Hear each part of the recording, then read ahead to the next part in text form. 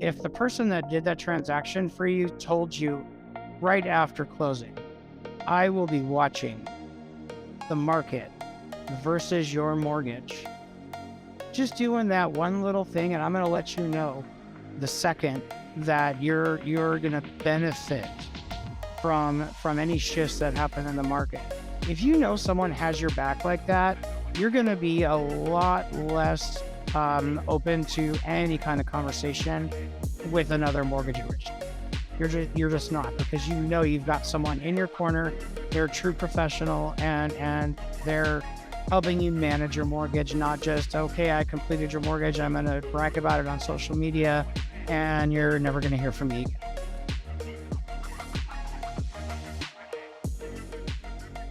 Thank you, James, for joining me today. I'm excited about this conversation. You've got a bit of an interesting background. It's not in the mortgage space, right? Tell me a little bit about that. Yeah, that's right. I've been in advertising for 32 years now, aging myself. I pretty much waltzed into a newspaper at the age of 15 and told them to give me a job. They laughed at me. I said, look, I'll deliver newspapers. I know you need a delivery boy, but I want to write. And I was in high school at the time. I said, I will write articles about the high school. Just give me a column, once a month. I don't care how often. So they did. And then as I was working there, there was glass windows partitioning the copy room from the graphics room. And I kept peering over into the graphics room, really kind of intrigued at what they were doing. So being the little pest that I was, I went over to the graphics side and found the manager and made her mentor me. And so she taught me how to use, back then it was Quark Express that we were working on in very old Macs. This was the early 90s. And so I learned how to do ads. And she would give me stuff to practice on. And when they would get tight, she'd look at it and say, this is actually pretty good, and give it to the clients. And then pretty soon I had a book of clients that they would only work with me. And so I kind of knew, at that point, really what direction I wanted to go in. The marriage between the written word and the visual was really where I excelled. Mm-hmm. And so kind of escalated my career from there. And so you went from that newspaper into, was it like some sort of trucking industry? I went to school first, okay, and, made sure I took care of my education. And then I started, actually my first gig while I was in school was with the Arthritis Center and Arthritis Foundation, handling all of their marketing. And then when I finished school, I had a job offer with a Fortune 500 national trucking company. Okay. So that was my first real, at least I considered it, that I was, in school and at the other job, but that was my first out of school track of my career at the trucking company. And so one thing that, when I talk to like really good marketers, that they say is that it doesn't matter what you're marketing, that you're talking to people and that they all have the same sort of, like, there's a certain way of communicating, right, to get your ideas across. So talk to me about about that a little bit. I mean, when you're writing a blog piece or you're building a drip campaign and you're talking to, in this case, right, most of our customers today are mortgage specific, home buyers or loan officers or whatever. How do you do that? How do you put that hat on and write that copy? Yeah, and I mean, you bring up a really good point, and I think that it's something that's gravely lacking in the mortgage industry, is an understanding of the industry that you're in. And I think this industry traditionally in the marketing space has been, okay, just provide the flyers that the salespeople are asking for.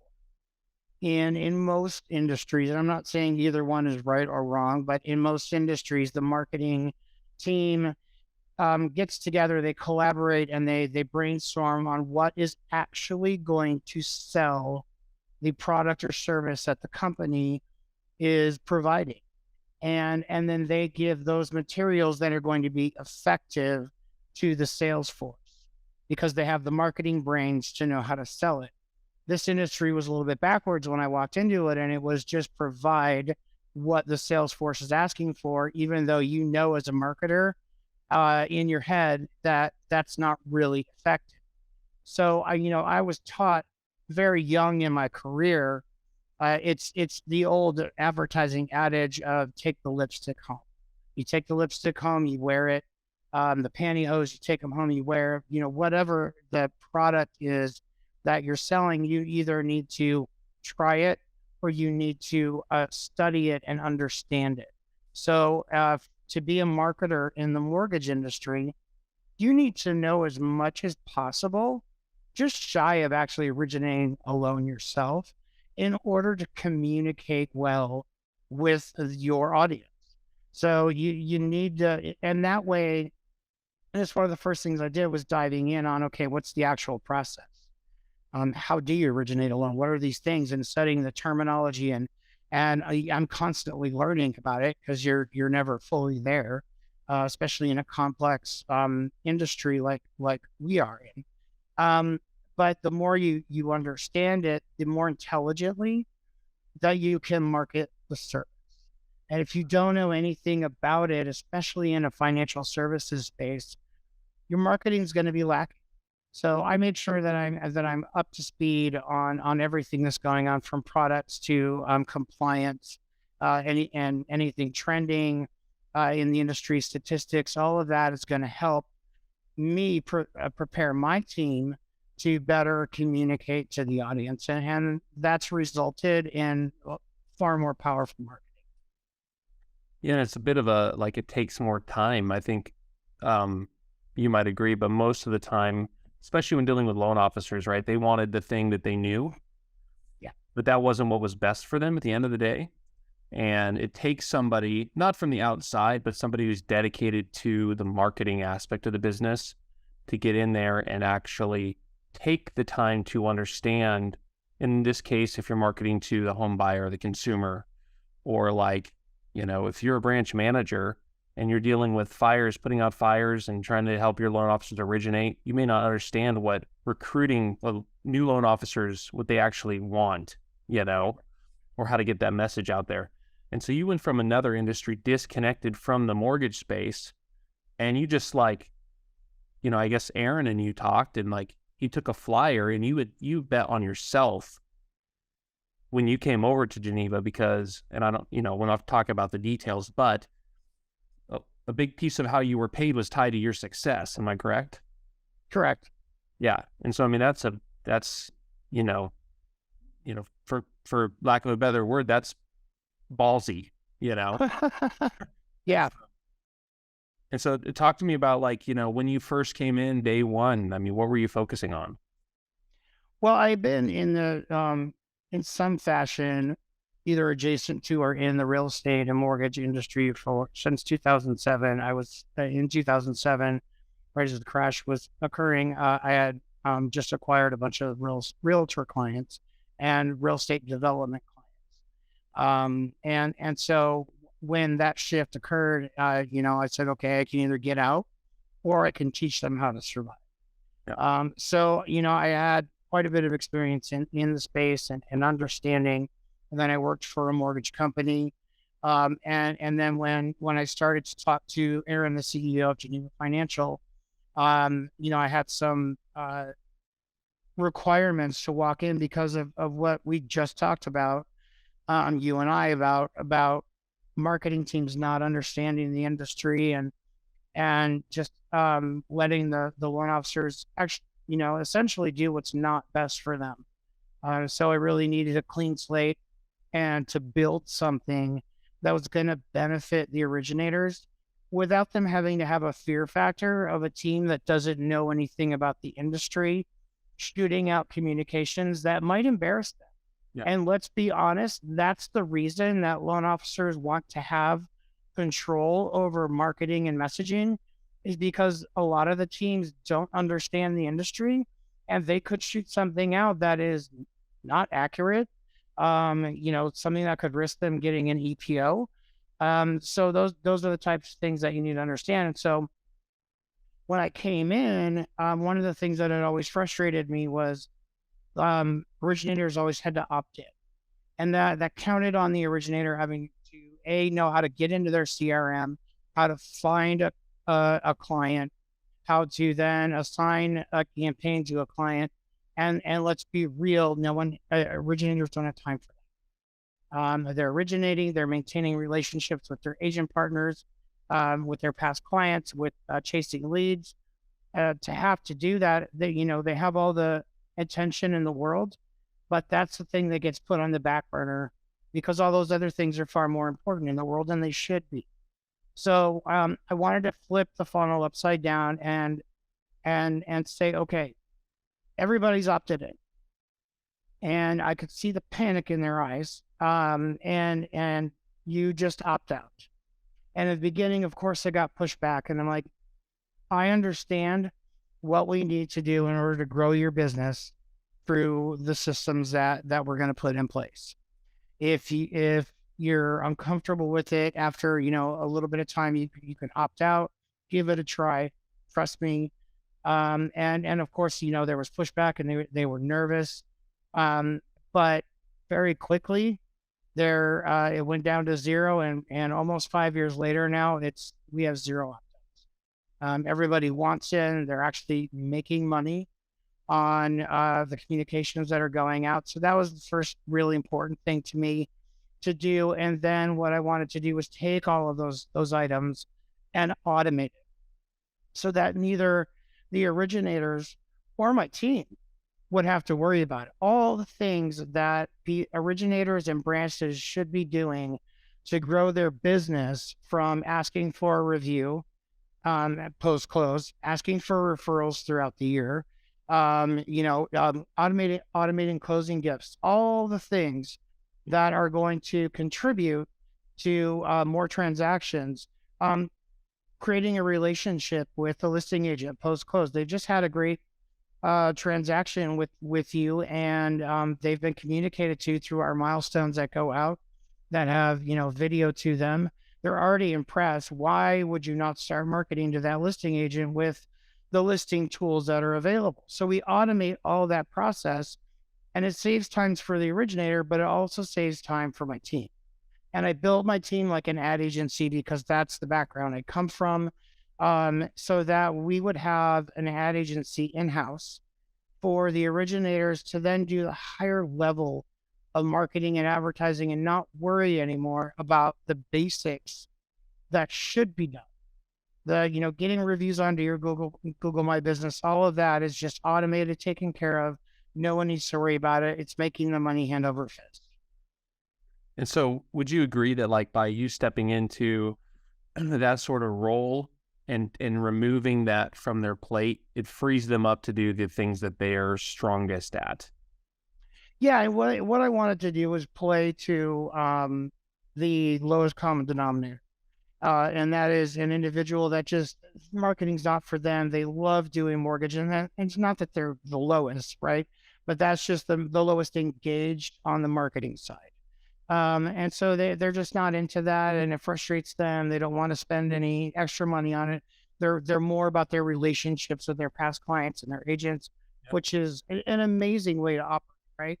And so I wanted to provide a system that they could still benefit. If they never logged in to their CRM, if they never logged into their mobile app, that there was enough automation in place that they would make money. Yeah. But then for the individuals that were really into marketing, want to set some time aside for it and want to put some budget into it, I wanted to have an ad agency level team that could hop on a Zoom call with them and do a pitch meeting and come up with campaigns, not just, oh, I need an invite for an event that I want to do, and my team just spits back a flyer with exactly what they asked for. My team knows better than to do that. Yeah. And I'll be knocking on my team's door like, why? Because we need to get on with them, and we need to discuss, how are you going to fill the event?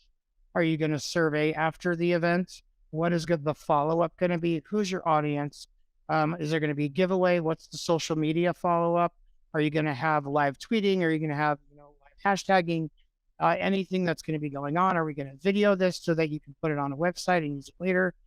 Those are the things that we want to talk about in those pitch meetings to make sure that they actually have an effective return on their investment. I mean, my brain just exploded because you're basically saying that, like, I think most loan officers are very good at sales. Okay. So somebody comes to them and like convincing them to work with them. Okay. That's their shtick. That's what they're good at. But you just described a process that most loan officers I've ever talked to have never considered, right? It's not an open house flyer. It's like once somebody picks up the thing, what's the call to action? What's the call to action put them? What kind of campaigns it put them into? How's the campaign incubate, nurture the relationship?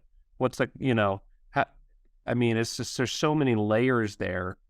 And actually I had an interview with somebody else the other day, and he said something that I think you'll agree with. And it was that marketing is not sales. Marketing is the heater that gets people warm. And so that when they come to you, you don't even need to sell them. They're convinced already you're the person to work with. And so good marketers lay that foundation to let you just basically be success by being in business. Does that make sense? Absolutely. And I mean, and that's part of the initiative that I give my team on a regular basis is protecting the brand and making sure that we're constantly promoting the brand and putting quality kind of feeling to it. Because I know that, if an originator gets an opportunity at a new relationship with an agent or they have a client, they're going to Google. Yeah. They're going to Google Geneva Financial. And we are constantly working on that reputation. And when they Google Geneva Financial, they're going to find a 5-star rating on Google with several thousand reviews. They're going to find all kinds of positive press. They're going to find that we're involved in the community, giving back, doing charitable work. And we have the Be a Good Human initiative that we're constantly doing different things with that. So that removes a lot of objection and barrier to the sales process, because and it's easier now when people can Google because you have that fantastic tool, but you have to work hard to maintain that reputation and protect it, and it's part of the marketing team's job to make sure that the brand is constantly promoted. So you guys had launched a few years ago now this Be a Good Human initiative. As it's more than a marketing campaign for you guys. It's like a way of life, how you guys operate your business, right? How important is it to market in a way that you want to like live your life or build your business? It's and it's one of my core theories in marketing, no matter what company, industry, whatever you're doing, um, especially in these times, people care about what the company cares. They care what a company stands for. They care that a company takes responsibility in all different kinds of manners. And so it's, again, that's on the reputation thing. It's always considering that throughout every aspect. It's not just the fluffy marketing stuff. Are we actually delivering that in the process, and how we're communicating with clients, with business partners, with employees, especially? Are we carrying that through? And if not, then it's just marketing, written word that means nothing and gets tucked away.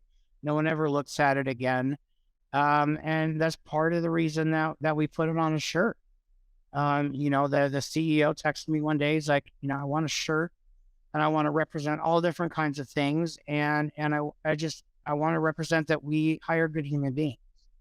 And so instead of just, we have it in our recruiting book, our core values, but the number one core value is be a good human. And so let's put it on shirts so that it's in your face constantly. And so it it kind of evolved from there and became this whole thing. We have different editions of the shirt for all throughout May. We honor heroes for, first responders, educators, medical professionals, veterans. We have, all different kinds of versions of the shirt, from animal charities to, children's charities. Autism Speaks, we have an amazing relationship with. So now we've got all different kinds of versions of it. So it's really carried through. People feel it, people act on it, and we hope to make it even bigger in the coming years.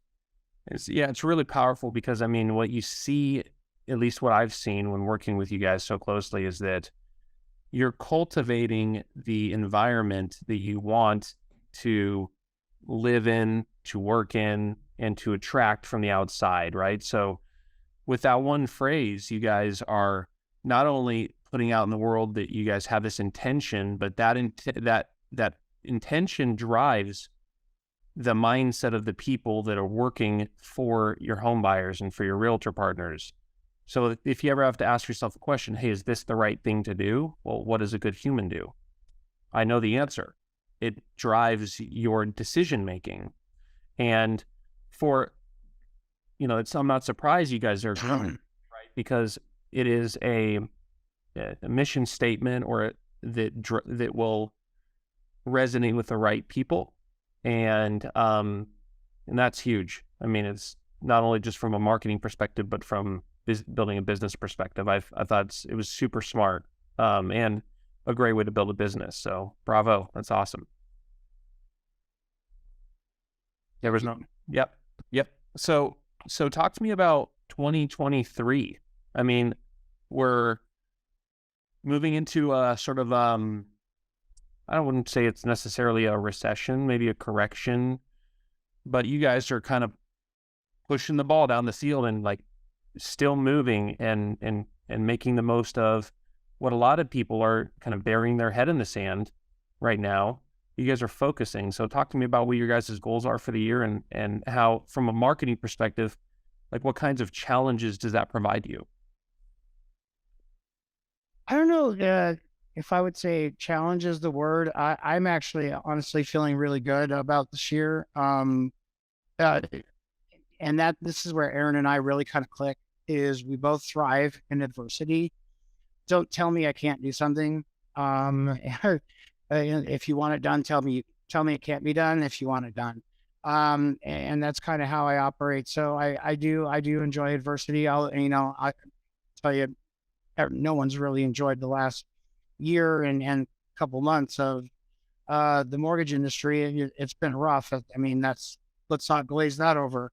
But as far as Geneva goes, my focus, when I walk into a company, no matter the industry, I have a plan. And that plan is several years of ramp up first. Because you have to lay foundation.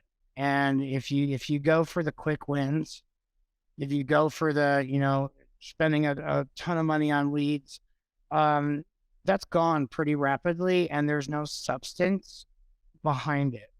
So, kind of quietly, I spend the first several years, either, if a rebrand is necessary, doing a rebranding, writing core values, and then making sure that they're implemented, making sure we've got charitable initiatives, and then making sure that our message is crafted properly to all audiences.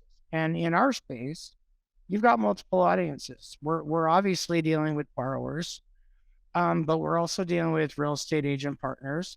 And then we're also dealing with other loan officers that we're trying to recruit. And that's some of the most important messaging there is to potential employees and salespeople, is what are we about and how are we different? And so I've spent those years, crafting that message, putting that together, and over time, it starts to pile up. And then now all of a sudden, phone calls are a lot easier. Yeah, I've heard of you. Yeah. So when I get that feedback from recruiters and from the CEO that more and more and more people know who we are, and that involves getting positive press as well. And when the industry media starts to pay attention, then conversations get even easier. So we've been laying that foundation, and it allowed us to do a lot of recruiting in 2022 when people were actually looking to move from companies because of the conditions of the market. So um, in some ways it was rough, but in some ways it was really fortunate to be able to, timing wise, have all that in place, have our reputation built up enough that those conversations we're having amazing. And it's just going to get better. I'm an intuitive marketer, and I have spidey sense, if you will, of things. And um, this year is going to be an earmark year for us, uh, with the culmination of all of that foundation laying that we've done. It's all going to pay off starting this year. And then once the floodgates open and you have that strong foundation, it keeps flowing. And that's what I built for, is for that flow to continue to happen. That is so like important, right? What you just said there is that building that foundation, it took you guys several years, but now you'll continue to reap the benefits of that strong foundation.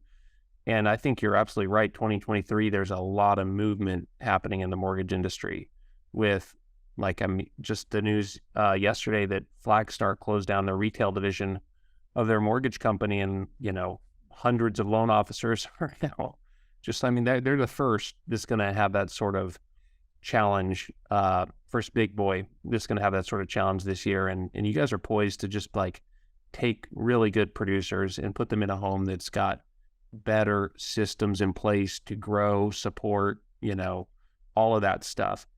But the problem I see with most mortgage companies is they're run by loan officers. And loan officers don't always invest the time to understand the other aspects of building a business, right? Aaron did, right? He said, and even if he didn't, he says, I know a guy who does know this piece, and we're going to bring him in to build this foundation, and that's going to serve us in the long term. So I'm super excited to watch you guys grow this year.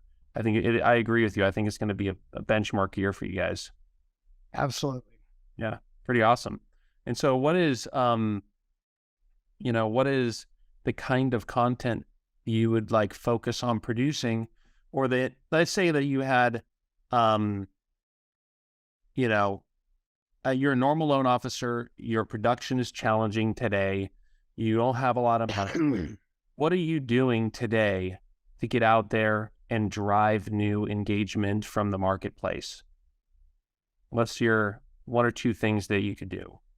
The first thing you do is you join Geneva Financial as a loan originator.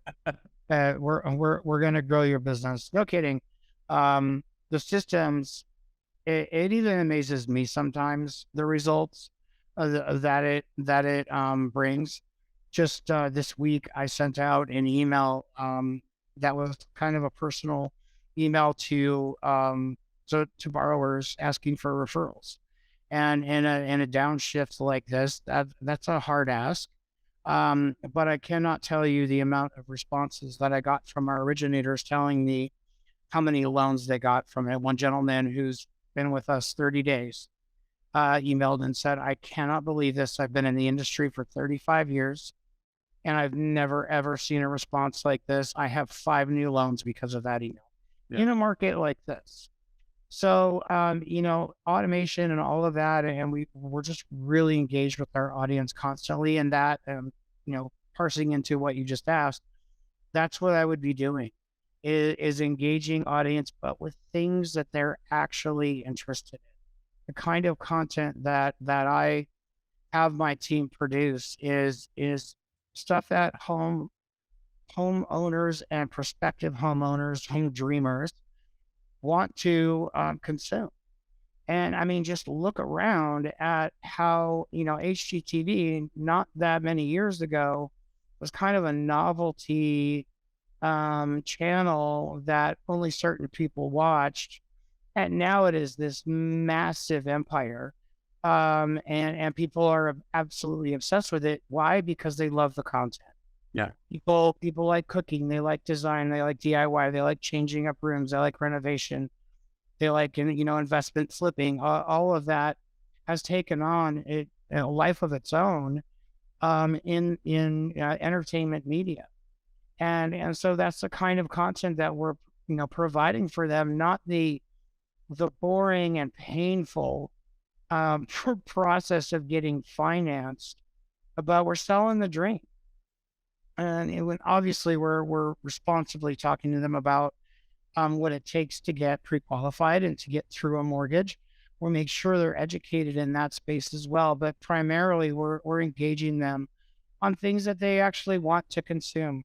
So we're custom writing all of the content, and we're providing them with recipes and DIY and creating relationships with companies like Wayfair and providing furniture item of the week, different stuff like that. And that's keeping them engaged and just making sure the brand is front and center in that communication. So, when you are marketing something that's not a um, impulse buy, something that's not an often bought item like shoes or food or anything along those lines, that's inexpensive and purchased often. It is a what 4 or 5 times in a lifetime decision.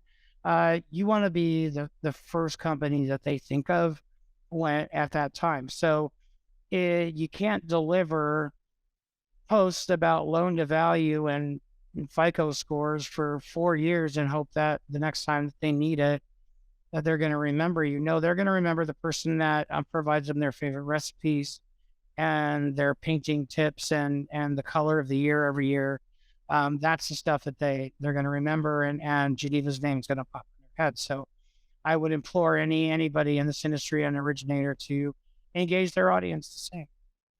Because it transitions sort of your connection to the customer, to the home buyer, that borrower, from a service professional to a uh like more almost not a friendship necessarily, but like somebody who obviously cares about their lifestyle and their lives, and a lot of people, their life is in their home, especially with how many people work at home now and raising families and all that stuff. So that really does make a lot of sense. It can. Yeah, and that's part of in my coaching to both originators and real estate agents is to remove the thought process of being transactional, because that's kind of, I call it porpoising in this industry. People want market, market, market, market. I need deals. They get some deals and then they drop all their marketing, and then they're running around with their hair on fire trying to get those transactions closed, and they turn around, those transactions are closed and they have nothing in the pipeline because they dropped all the marketing and everything. And those transactions are gone and forgotten. So what I teach them is to create that relationship post close, and to have things in place that are going to make you an advisor in the way that a financial planner is an advisor. And that you should constantly be in their life.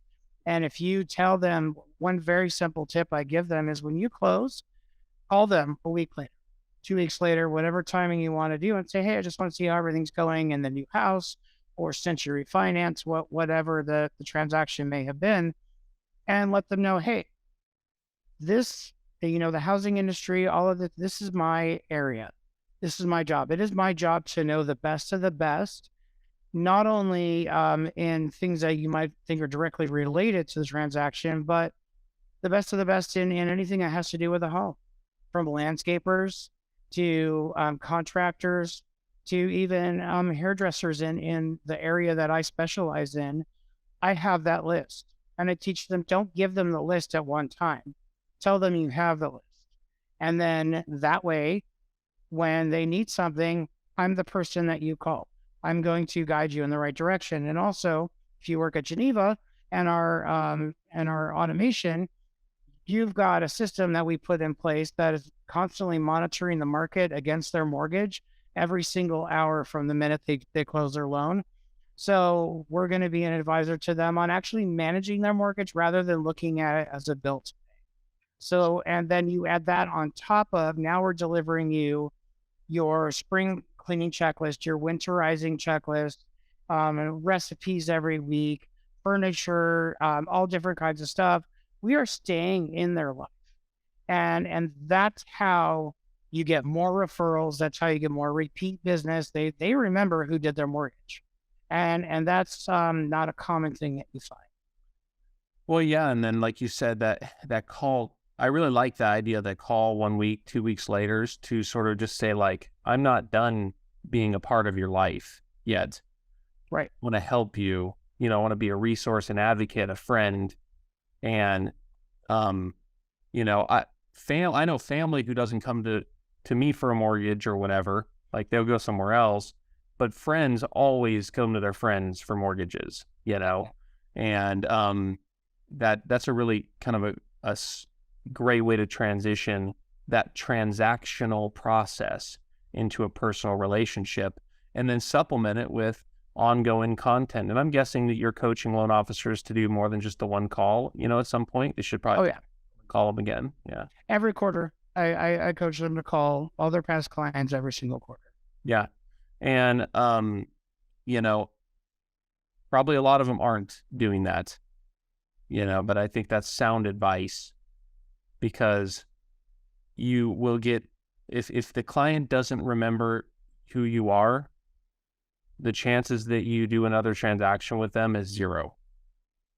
Yeah, I mean, and think about it. If you, you finish a large financial transaction, and interest rates are something that you can benefit from them dropping. And the faster that you take advantage of that, the more money you're going to save.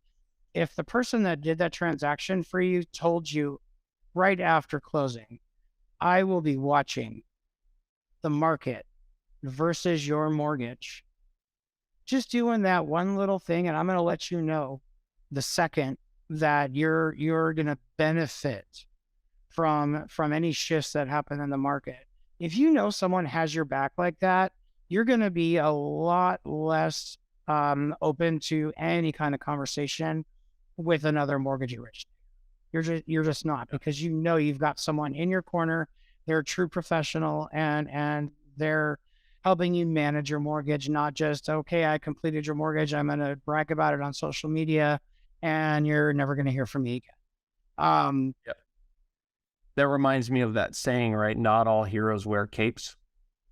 And it kind of puts that loan officer in that position, like you said, that financial planner position where, and for most Americans, right, the biggest expense they ever have is their mortgage.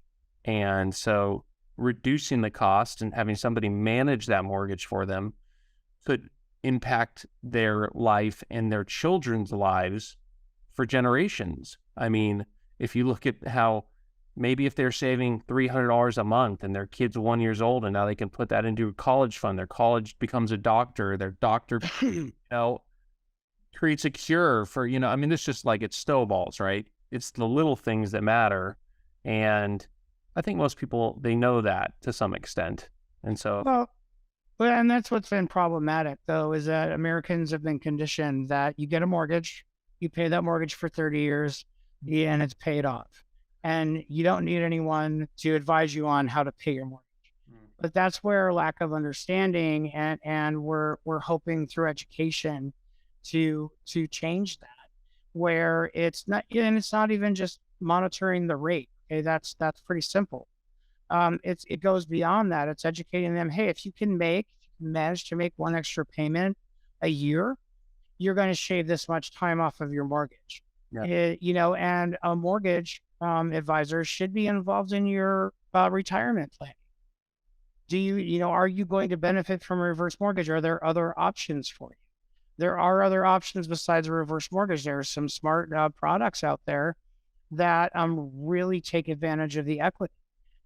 So, I mean, there are a lot of planning items that go into play. Paying for kids' college. I mean, that is your biggest asset. There are so many things you can do with it. There's a ton of flexibility that people don't realize. And as an industry overall, until recently, we haven't been educated. Yeah. So they have just looked at it as a bill to pay. Yep. And the loan officer's have been looking at the deal as a transaction, not a Yep. relationship.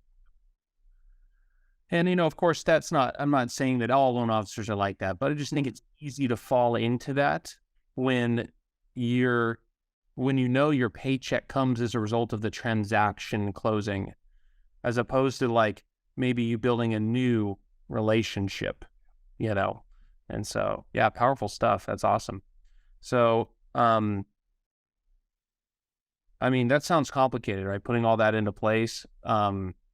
Day one, I've got like 30 minutes. I've got a phone. I have an email. What can I do right now to impact my business and move it kind of to the next stage? And I know they could pick up the phone and call you and come to Geneva, but let's say that wasn't an option for whatever reason. I mean, the first obvious is what I just mentioned before is pick up the phone and call all of your past clients and make sure you're casual about it. Make sure that you're um authentic about it. That it's just, hey, I just wanted to check in. Make sure that you have everything that you need, everything's going well. And do you have any questions about what's going on, especially during times like this? They're hearing a lot of things in the media. Mhm. And I think we need to be more intelligent as an industry, as salespeople in the industry, and how we're communicating about that, because it gets fashionable to just hop on social media and immediately bash whatever the media is covering. Like recently, the Goldman Sachs thing that came out, the media is taking a beating from real estate agents and loan officers alike. But you have to step back and you have to think, okay, they're just reporting what Goldman Sachs came out and said, and they reported straight up facts. It's only 4 cities. At Goldman Sachs, you kind of have to sit back and say, okay, that's pretty reputable source to come from. But remember that it's not just other industry people that are watching your social media videos. It's your past clients, it's your family, it's your friends. And so you want to, I think for me, it's more impactful to pick up the phone and call them and say, there's a ton. It's no secret that the mortgage and real estate industry have been on a roller coaster. It honestly since COVID. Yep. And I just want to know, do you have any questions? Is there anything that you maybe can take advantage of through your mortgage? Do you have any kids going off to college? And make sure that you look up each client. If you're intelligent about your relationships and the systems that you have, you should have things like, obviously everyone does birthdays. I think that's a given, but do you have their wedding anniversary in there? Do you have their kids' birthdays in there? Do you have the age of their kids and when they're going off to college? Those are all milestones in life that if you make sure that you reach out and show some genuine interest, and then you become part of their life. And that's the first thing that I would do is pick up my phone and start calling all the past clients. And then if you're an originator, then you call all of the agents that you've ever done a deal with. Pick up the phone call. You can pull this from your LOS system, all of the listing agents that have been on transactions. Hey, we did a deal back, in June, and I just wanted to let you know I've got single property websites and I've got this special report, HomeBot. I got all these different things that could help you on the listings. Do you want to do coffee?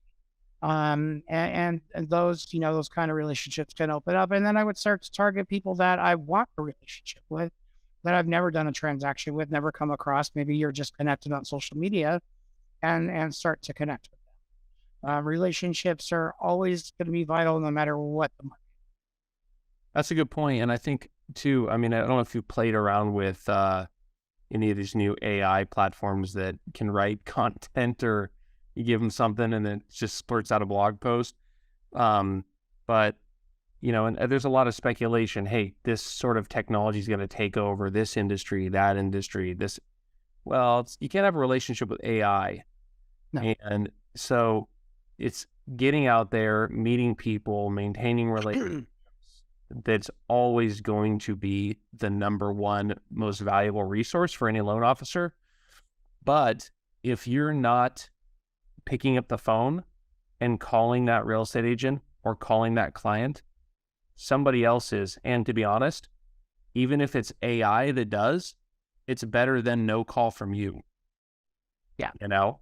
So, and I know it's kind of painful, to do that. But right now, most loan officers have a little extra time. Let's build that foundation that you mentioned and make those calls. Yeah, and be smart about it. I mean, a lot of people aren't big on cold calling or random phone calls, even if it's a past client. They're just not comfortable with it. But you can reduce that or get rid of it completely. I recommend being really knowledgeable, like I just mentioned about having all that information. Well, one of the first pieces of information is how old is the borrower? What generation are they from? Chances are, if they're millennial or younger, they're going to be quite okay with just a text coming in from you. Hey, just want to check in. If your borrower is a boomer, then pick up the phone. They're going to appreciate that level of communication, and that's just really being intelligent about how you're approaching a relationship. So that's interesting. Do you guys segment your list based on age categories? No, we just have the data in there so that they could if they wanted to. But I recommend when you're doing any phone work on a database that you have is to first of all, you have to make sure there's as much information in there as possible, and then to pull up their file when you're calling them. We provide a call center app in our system so that they can power through their calls and they can have segmented lists all the way down to, okay, these are all the VA loans I did in the past 5 years. There's changes coming to appraisal technology, which that just came out this week. That's an opportunity to pull all of your VA loans into call and have a conversation and check in with them. All of your FHA loans that have made enough payments to avoid an EPO, call them and start talking about a streamline. And opportunity there. So you can really get intelligent with what you're doing as long as you have the information. Yeah. Awesome. I mean, I've got nothing else, James. It's like, I don't know if I can handle anything else. So if you guys don't know Geneva Financial, look them up. Great company, good people, good humans. I cannot more highly recommend a mortgage company. So yeah. Thank you. Thank you for your time. This was a pleasure. Thank you so much, Michael.